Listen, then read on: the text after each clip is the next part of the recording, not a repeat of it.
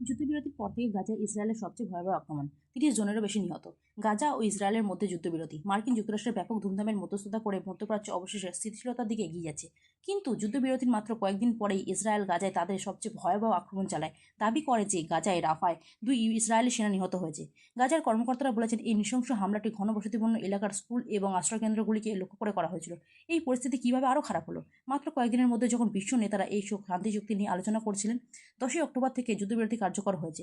পর্যায়ক্রমে বন্ধের মধ্যে রয়েছে ফিলিস্তিনি বন্দীদের জন্য জিম্মি বিনিময় এবং গাজা থেকে ইসরায়েলি বাহিনী প্রত্যাহার। ধীরে ধীরে উভয় পক্ষ আইন লঙ্ঘনের অভিযোগ করেছে। ইসরায়েল গাজায় সাহায্যের জন্য মূলত বাধা দিয়েছে এবং দুর্ভিক্ষের খবর পাওয়া যাচ্ছে। মার্কিন যুক্তরাষ্ট্র সংযম বজায় রাখার আহ্বান জানিয়েছে এবং অবিলম্বে সাহায্য পুনরুদ্ধারের কথা জানিয়েছে। অন্যদিকে জাতিসংঘ এবং ইউরোপীয় ইউনিয়ন সম্ভাব্য বেসামরিক বিমান হামলার স্বাধীন তদন্তের উপর জোর দিয়েছে।